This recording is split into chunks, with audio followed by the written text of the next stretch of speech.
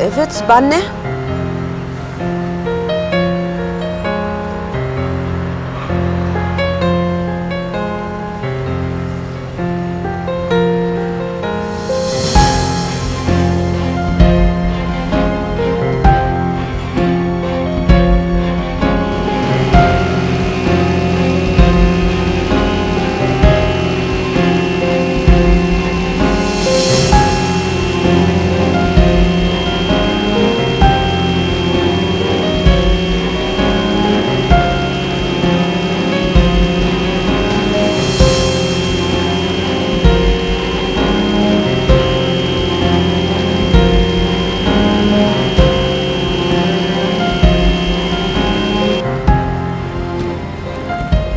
Melek, ah bir bilsen.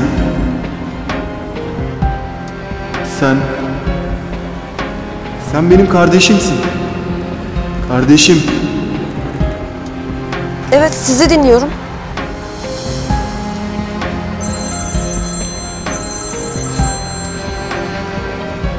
Pardon, bakmam gerek.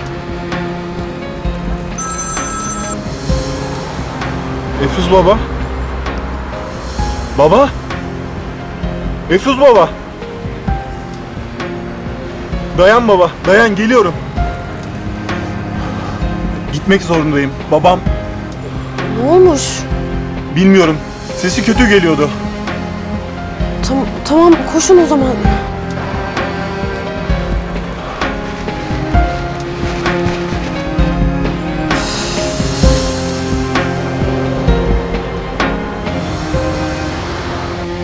Ne yaptığını sanıyorsun sen?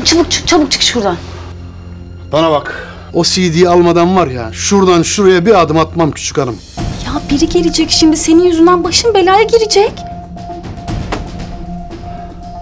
Onu bana kazık atmadan önce düşünecektin. Ya ben sana kazık falan atmadım. Eğer o CD'yi almamış olsaydım şimdi kim bilir kimlerin ellerindeydi. Kim bilir kimlerin elindeymiş. Karışma lan. Yere düşmüş almışsın işte. Sen de düşürmeseydin o zaman. Sen bizim hazinemize böyle mi sahip çıkıyorsun?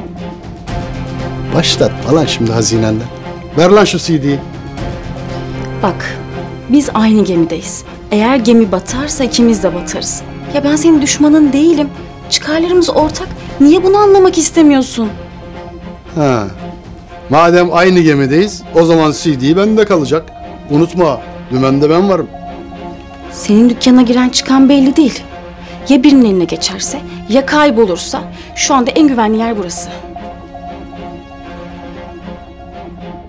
Bak sana söz veriyorum. Sana sormadan hiçbir şey yapmayacağım. Sadece güvenli bir yerde olması gerekiyor. Hepsi bu kadar.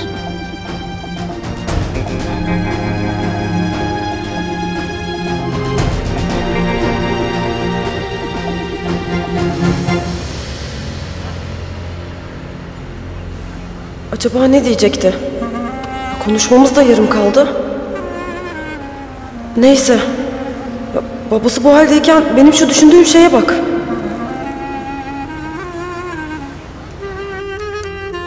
Tamam o zaman. CD'yi çoğaltıyoruz. Bir kopyası sende, bir kopyası bende olacak. Saçmalama, ne gerek var böyle şeylere? Ne oldu? Niye CD'nin bir tanesinin bende olması seni bu kadar tedirgin etti? İstersen 10 tane kopyasını yapalım, eşe dosta dağıtalım. O CD her an patlamaya hazır bomba. Eğer bir kopyası birinin eline geçerse ortalık yangın yerine döner. Zaten Arzu'nun da ortalıklarda yok. Sırra kadem bastı resmen. Şşş, bana bak lan. Senin bu hanımın yine bir haltlar karıştırıyor olmasın? Yok, zannetmiyorum. Onun korkudan ödü kopuyordur şimdi. Gerçi Arzu Hanım'ın şu an nerede ne yaptığını bilmiyoruz. Belki bu CD'ye ihtiyacımız bile olmayabilir.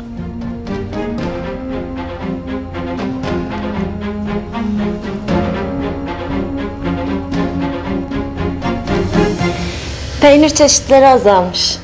Sağda söylemek lazım. Alışveriş listesine eklesin. Ay. Bizim oralarda bir laf vardır. Bir tarafıyla köy yıktı derler. Affedersin. Dikkatsizlik işte. Senin de şu gözlükleri olmayınca gözler hepten gidiyor desene. Odadan çıkarken almayı unutmuşum da sabah. Daldın zar. Da Gonca getirecekti ama. Oho! Sen ondan iş beklersen daha çok beklersin. Tembele kapıyı ört demişler, yel eser örter demiş. Aynı hesap işte. O zaman ben gidip bakayım.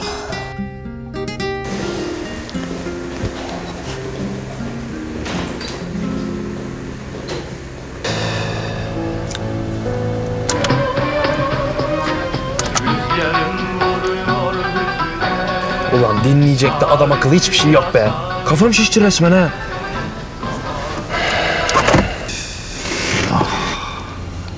Oh be. Ulan sessizlik gibisi var mı ya? Ya hadi be baba ya. Hadi be baba ya. Ulan ne yapıyorsun ki bu kadar saat anlamadım ki. Oha. Ulan bu arabanın da bir taraflarında bir kaset maset olacaktı. Bari onu takayım ya.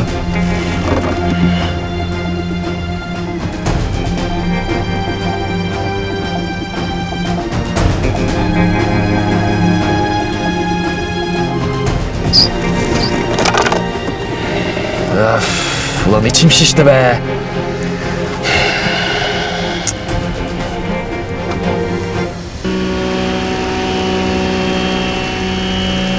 Baba! Efsuz baba! Baba! Baba! Aç gözlerini baba! Dayan babam, dayan!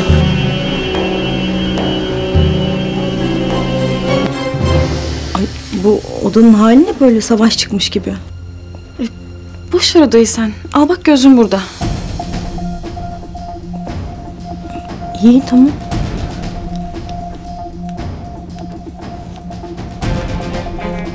Sen gelmiyor musun? Sen git. Ben şöyle odayı toplayayım gelirim. Ay iyi tamam ama bak geç kalma yani. Tuğçe ile mi ilgileneyim, mutfağa mı yardım edeyim, ben de şaşırdım. Tamam merak etme.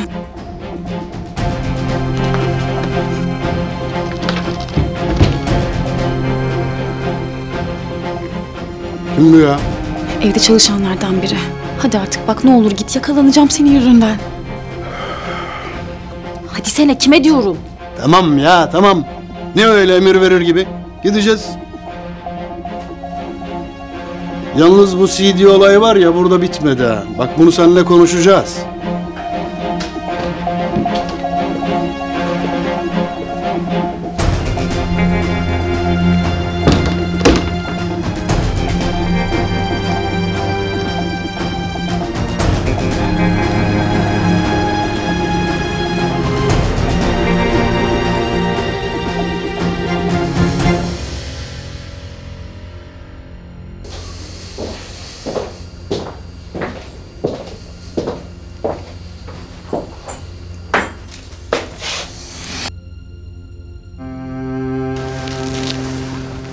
Bu ne koku böyle ya?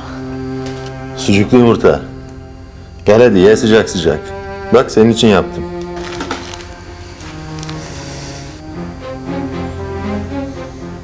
Ateşin nasıl oldu? Daha iyiyim. Belli belli. Yüzüne renk gelmiş. Gel hadi sofraya. Nasıl yiyeceğim ben? Çatal bıçak getirmemişsin. Ne çatalı ya? Elle yenir bu, elle. Her şeyin bir raconu var değil mi? Yumurtayı gördün mü ne yapacaksın? Affetmeyeceksin. Gel hadi gel. Bak senin tarafındakini patlatmadım. Bandır. Bandır, bandır.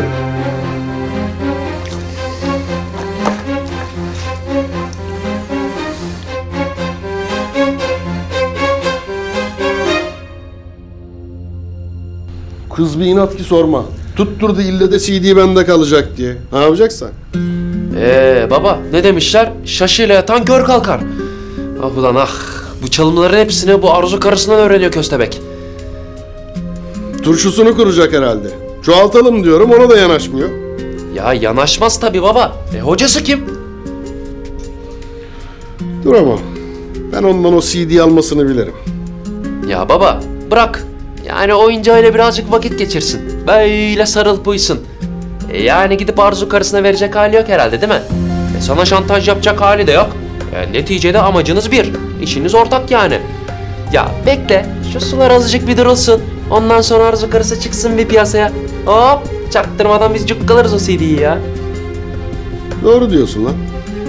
Şimdi durup dururken ortalığı germenin alemi yok. Köstebek de olsa ürkütmemek lazım. Aynen öyle baba. Ya neticede iş ortağın sayılır. Ortak mı ortak? Ama ne demişler? Son gülen iyi güler. Son gülen biz olacağız.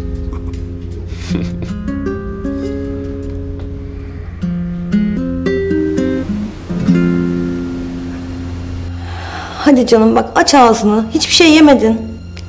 Yemeyeceğim. İstemiyorum diyorum sana ya. Anlamıyor musun? Ama uyandığından beri bir şey yemedin. Aç mı duracaksın bütün gün? Sana ne? Sana mı soracağım? Tamam bana sorma ama ben senin iyiliğin için söylüyorum. Hadi aç ağzını. Yemeyeceğim. İstemiyorum. Ben annemi istiyorum. Neden kimse beni anlamıyor? Herkes aptal mı bu evde?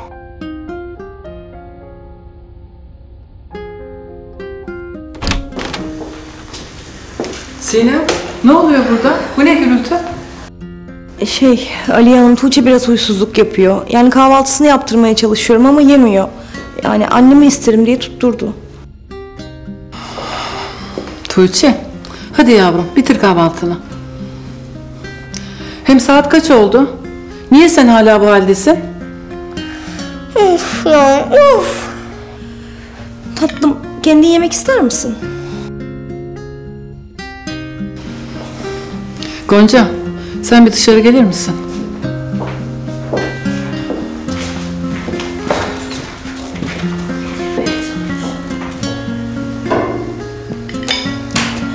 Al tatlım.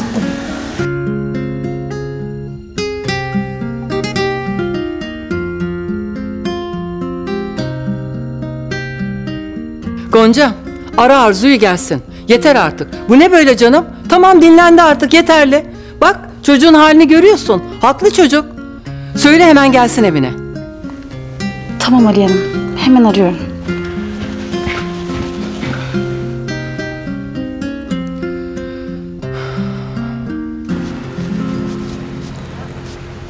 İnşallah beğenirler. Melih Bey ne yaptı acaba? Ya keşke telefon olsaydı, ben de bir arardım.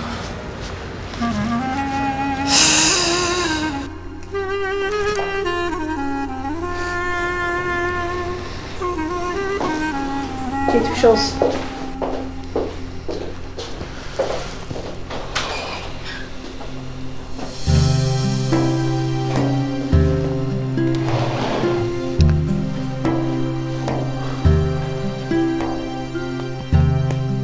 Babam benim. Yok öyle beni bırakıp gitmek. Özür dilerim baba. Kalbim bu kadar yorulduysa bunda benim de kabahatim var. Biliyorum. Ama az kaldı Efruz baba. Çok az kaldı. Kardeşimle kavuştuğumuz günü sen de göreceksin. Yeğenimi kucağımda elini öpmeye getireceğim. Ben her ne yapıyorsam, neyin peşindeysem biraz da senin için. Unutma. Senin kaybettiklerin içinde.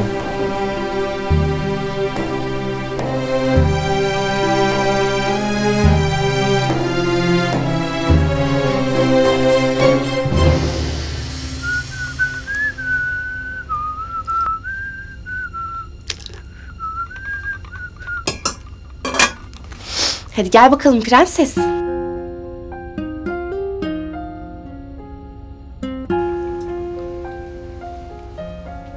Aa, niye yemiyorsun? Canım istemiyor. Ne oldu? Niye yüzüne sık bakayım senin? Bebeğim Nazlı'yı özledim. Aa, canım benim, senin burada da bebeğin var ama. Ama o benim Nazlı'm. Biliyor musun Zeynep abla?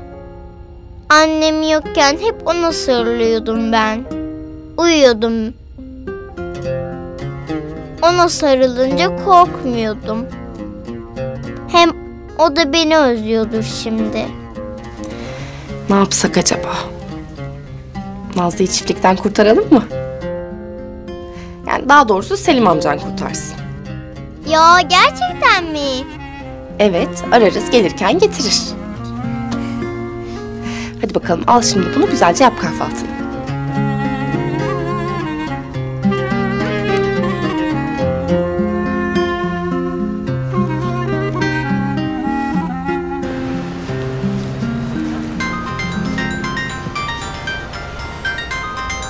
Hay Allah. Ya inşallah bir sorun yoktur. Efendim? Öyle mi?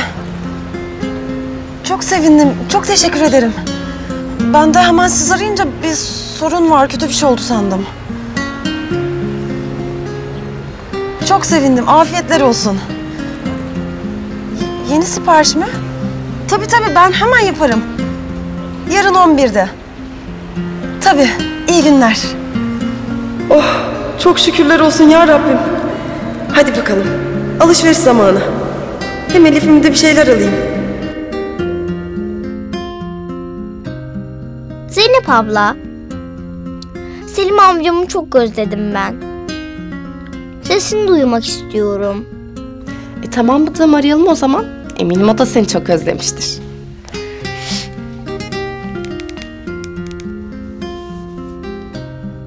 Alo? Selim, müsait misin? Bak, yanımda sana söyleyecekleri olan biri var. Veriyorum, hazır mısın? Al canım. Alo Selim amca. Söyle bakalım tatlı kız. İyi misin? İyiyim ben, sen nasılsın? Senin sesini duydum. Çok ama çok daha iyi oldum. Benim senden bir ricam olacaktı Selim amca. Bebeğim var ya hani, Nazlı. O çiftlikte kaldı ya. Acaba getirebilir misin? Tabii ki getiririm. Şu andan itibaren Nazlı bana emanet. Teşekkür ederim Selim amca. Seni çok seviyorum. Zeynep ablaya veriyorum. Duydunuz mu Selim amca? Bak ya. Yalan mı amca? İşiniz gücünüz şaklabanlık. Neyse, ben birazdan çıkarım. Sana ne getireyim? Sen gel yeter. Tamam o zaman, görüşürüz. Görüşürüz. Kapatmıyor musun? Hayır, sen kapat.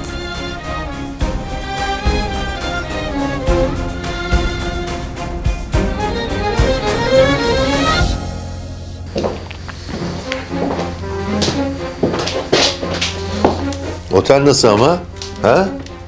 Oda servisi, kahvaltı servisi. 10 numara değil mi? Ya ne demezsin. Senin bu yaptığına var ya, düpedüz nankörlük denir kızım.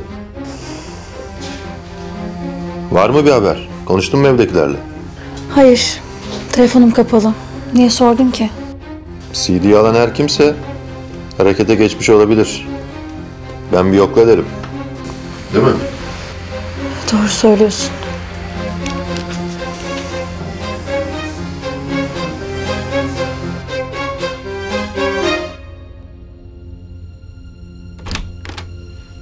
Kolay gelsin. Sağ olun Selim Bey. Gonca, Efendim? Elif'in bir bebeği vardı yani. Ha, Nazlı. Evet. Nerede o? En son Tuğçe oynamıştı. Salona bırakmış olabilir. Ben bakarım şimdi. Tamam, çok sağ ol.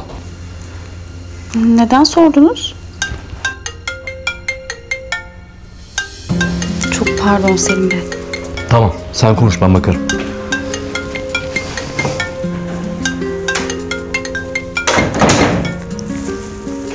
Hanımım, nasılsınız? Sizi kaç defa aradım, ulaşamadım. Çok merak ettim. Şarjım bitmişti. Ne var ne yok? Ben yokken ne oluyor? bildiğiniz gibi işte. Tuğçe sizi çok özledi. O yüzden huysuzluk çıkarıyor. Ali Hanım da ara ara söyleniyor. Başka bir şey oldu mu? Yo. Ne gibi hanım? Yok, öylesine sordum. Anladım. Peki, siz ne yapıyorsunuz, nasılsınız? Burhane'de nasıl olursa öyleyim işte Gonca. Hem ne bu sorgu sual? Yok hanımım. Ali Hanım neler diyor? Ya bu iş çok uzadı, dönsün artık diyor. Çocuğunu bakıcı ellerine bırakıp gitti falan dedi. Vallahi o istediğe dönecek değilim. Ne zaman istiyorsam o zaman döneceğim. Hem 2 gün ilgilensin torunuyla. Ne var ki bunda? Git ona aynen öyle söyle. Tabii haklısınız. Of, buradayken de sinirimi bozacak bir şey buldunuz yani. Neyse ben kapatıyorum. Hanımım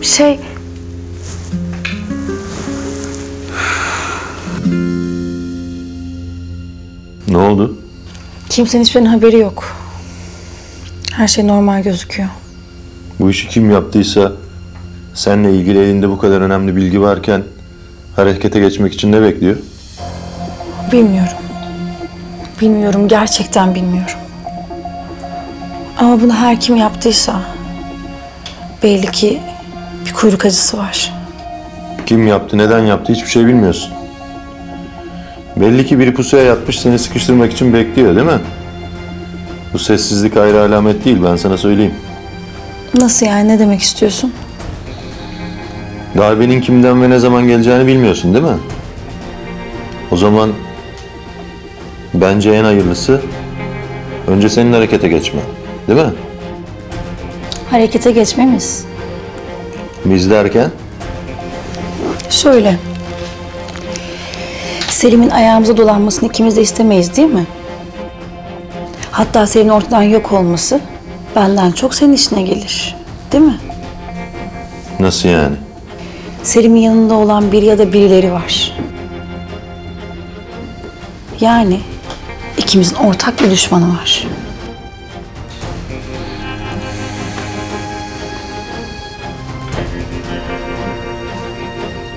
Tabii öyle kızım. Çocuk bu. Annesini özlemez mi?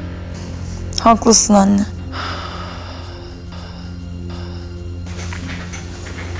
Ali Hanım, Söyle Gonca. ben Arzu Hanım'la konuştum. Ne yapıyormuş? Ne dedi? Anneme söyle, onları çok özledim. Tuğçe desen burnumda tütüyor. En yakın zamanda döneceğim dedi. Madem burnunda tütüyor, niye hala dönmüyor evine? Bıraktı evladını, aldı başını gitti. Bak çocuğu da huysuzlanıp duruyor. Onun için de çok özür diledi. Tuğçe'ye söyle biricik babaannesini üzmesin dedi. Geleyim de bu durumu düzelteyim demiyor da Tuğçe babaannesini üzmesinmiş. Mevzu bu mu şimdi? Hey Allah'ım sen bilirsin. Şu hale bak.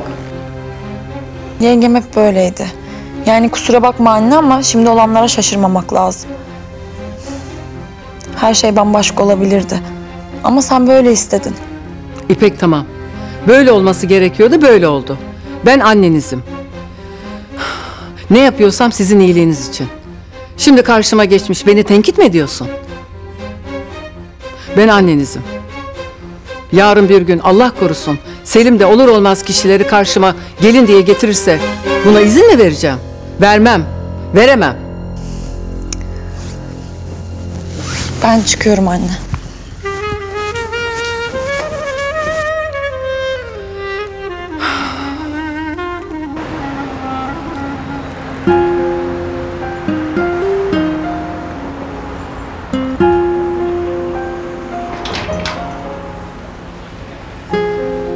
Nazlı, Elif, bak ben geldim. hoş geldin. Seni çok özlemişim. Hemen atladım geldim. Ben de seni çok özledim Nazlı. Hadi gel oynayalım. Bu arada çok komiksin Selim amca. Sesin de çok komik. Aldın mı cevabını? Aldım. Bu da aklımı başımdan alan kız için. Selim, Bunlar çok güzeller. Çok teşekkür ederim. Senden güzel değiller ama.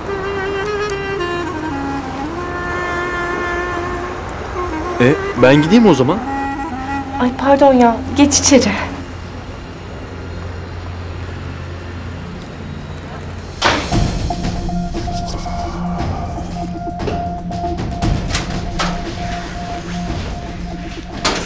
Kolay gelsin Veysel abi.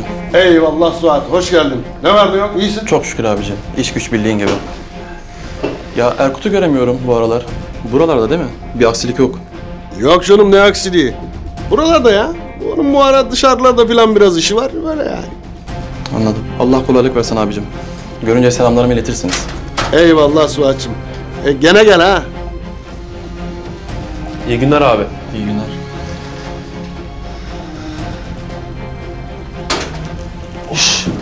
Murat lan. Sahi nerede oğlum bu Erkut? Kaç gündür görünmüyor lan. Vallahi ben de bilmiyorum ki baba. Yani bayağıdır görmedim ben de. Merak ettim lan herifi. Baba arasana.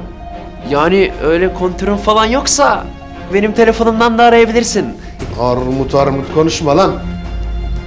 Kontörüm var çok şükür. Senin o senden akıllı telefonla muhtaç değilim.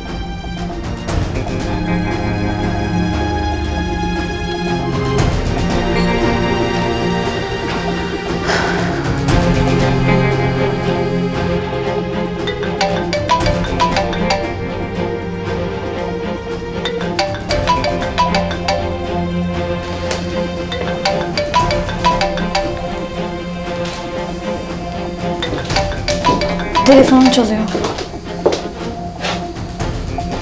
Alo. Civardayım abi. Halletmem gereken bir iş vardı da. Yok be abi. Dükkanda siz varsınız diye içim rahat yani. Değil mi? Haklısın Veysel abi. Bu aralar bir denk gelemedik. Sen dükkana geliyorsun, ben yokum. Ben geliyorum, sen yoksun. Aynen. Tamamdır abim, merak etme. Bugün bir uğrayacağım zaten. Konuşuruz. Yoksa... Hadi abicim, öpüyorum. Aslan parçasına da selam benden. Görüşürüz.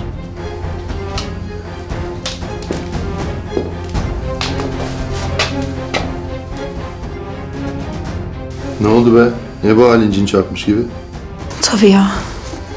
Nasıl düşünemedim ben bunu? Ne diyorsun kızım? Neyi düşünemedin? Bana bunu kimin yaptığını biliyorum. Kim yapmış? Veysel. Veysel mi?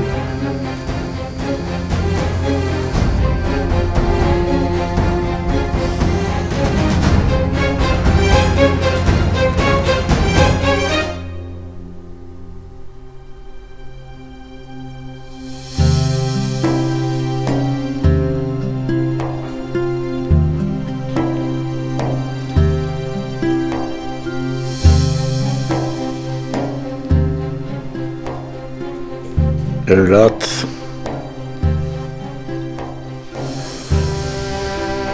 Çok şükür. Beni çok korkuttun baba. Sen de beni yıllarca korkuttun oğlum. Deme böyle. Ne olur. Üzülme. Buradayım. Bir yere kaybolduğum yok evlat. Sen şimdi beni boş ver de sen ne yaptın? Kardeşine gittin mi?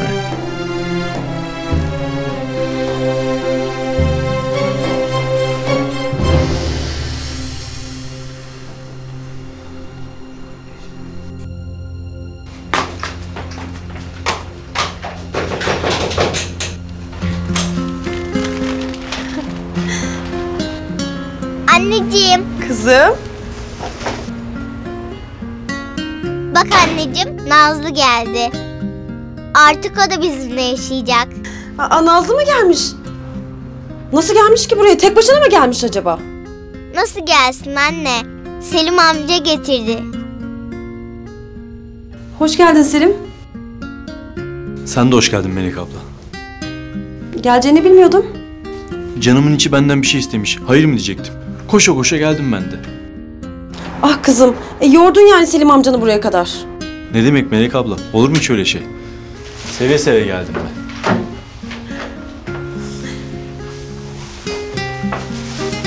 Çok teşekkür ederiz Selim. Sağ ol. Hadi içeri geçelim. Ayakta kaldın siz de.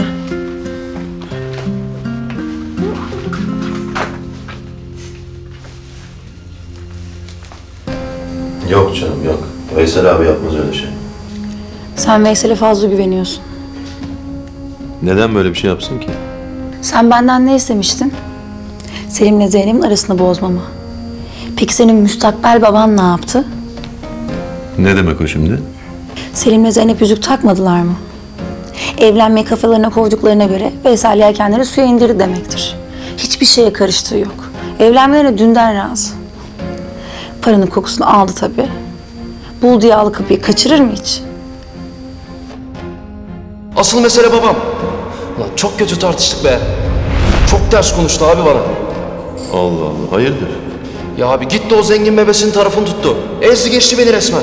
Neyse koçum, sıkma canını. Babam o abi benim babam. Öz babam. Ben varken gitti o zengin züppesinin tarafını tuttu. Lan Selim kadar değerimiz yokmuş gözünde be.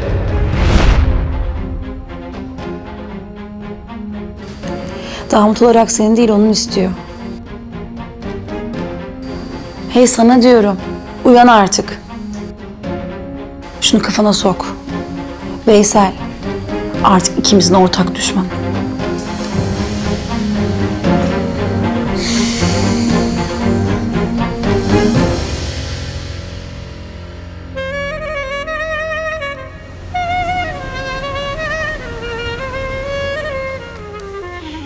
Yoruyor seni değil mi cimcime?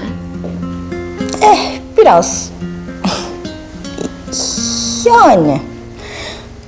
Genellikle. Kız Sinem, şunu her zaman desene. Kibarlık etme. Ben biliyorum malımızı. Ay, tuz attın mıydı yemeğe ben? Yok atmadın. Yani ben görmedim.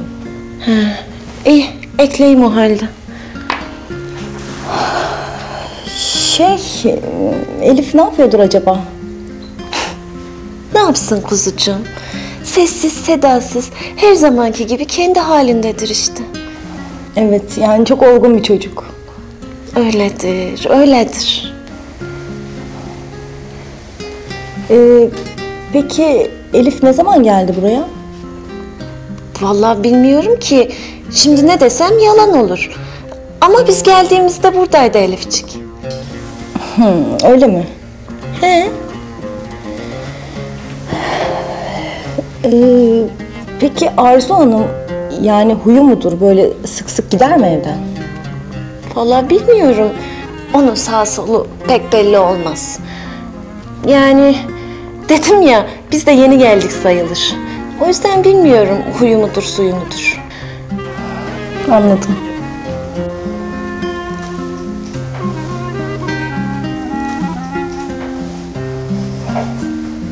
Çok sevindim Melek abla.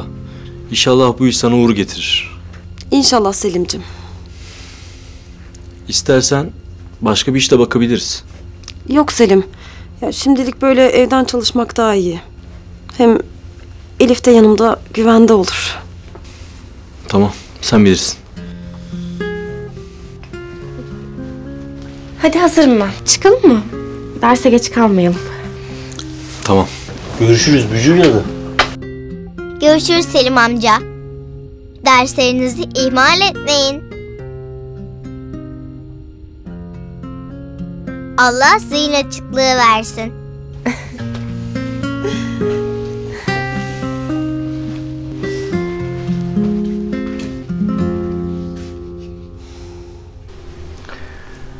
Demek az kalsın söylüyordun ha. Bu sefer de ben mani oldum sana. Öyle deme baba. Hadi sen git. Git de yarım kalan işini bitir oğlum. Olmaz. Seni bırakamam baba. Evlat, biliyorum zaten benim yüzümden...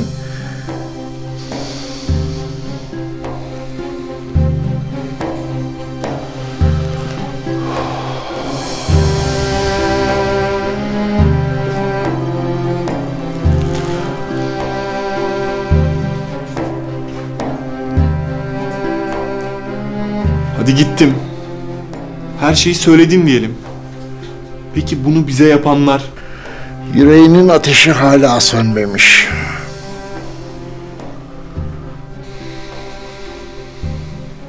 Ne diyeyim sana evlat?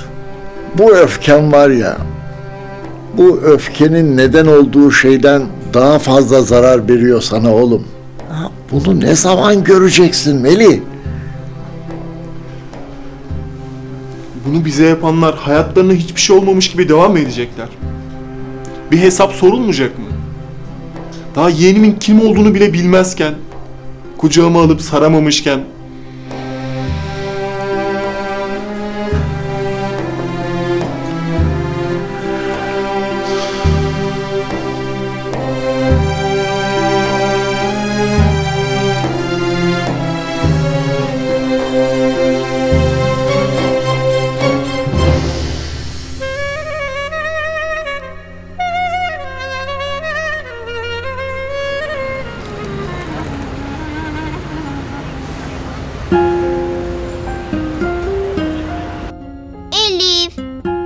Elif hani sarmayacaktık?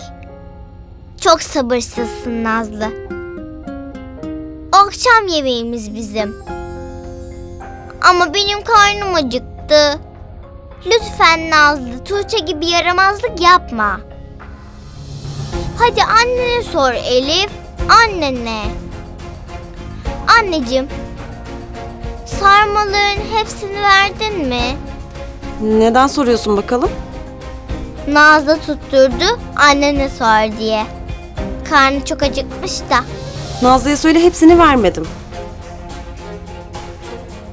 Nazlı'ya, Zeynep ablana, bir de sana bir tabak ayırdım. Akşam gelince yersiniz. Duydun mu Nazlı? Akşam yiyecekmişiz. Anneciğim, bir daha sarma yaptığında ben yine sana yardım ederim, tamam mı? Hem bu sefer çok para kazan diye küçük küçük sararım. Olur kızım. Hem ben de sana teşekkür etmek için seni parka götürürüm. Yaşasın!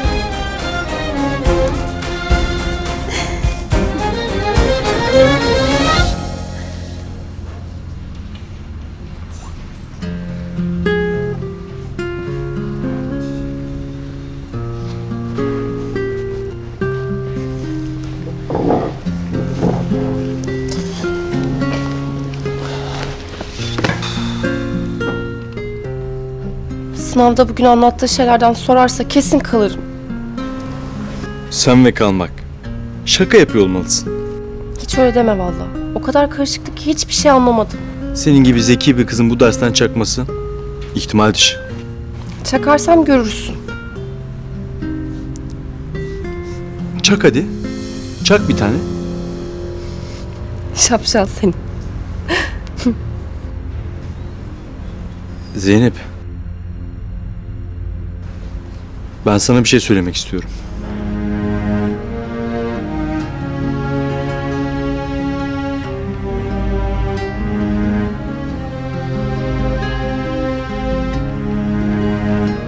Seni ailemle tanıştırmak istiyorum.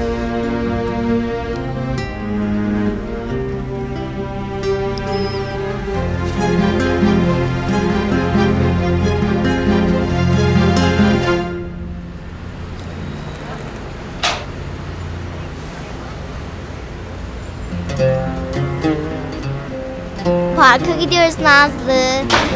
Kızım hadi gel botlarını bağlayalım. Ben kendim bağlayabiliyorum artık anneciğim. Hadi bakalım. Sen yürü anne, ben geliyorum. Sen şimdi burada bekle Nazlı. Ben ayakkabılarımı bağlayayım.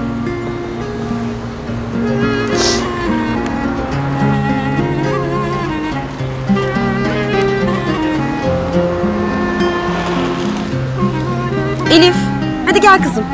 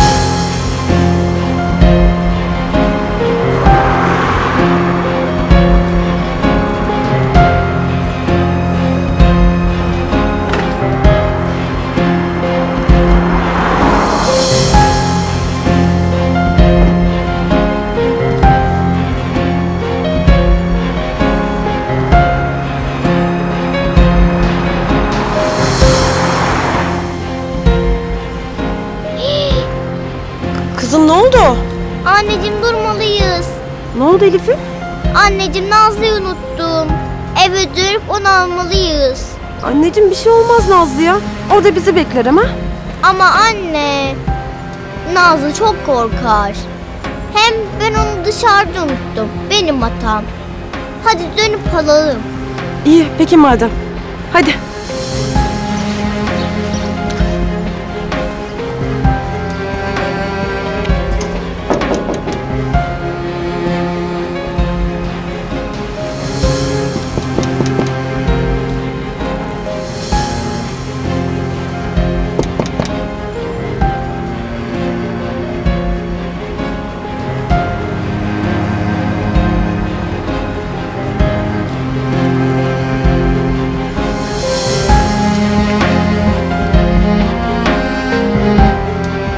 Bu bebek...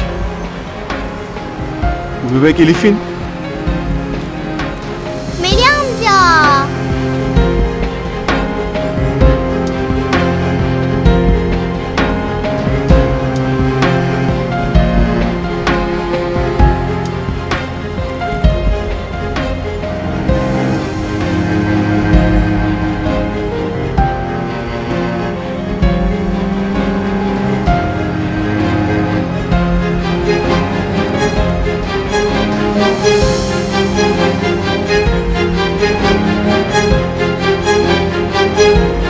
Elif?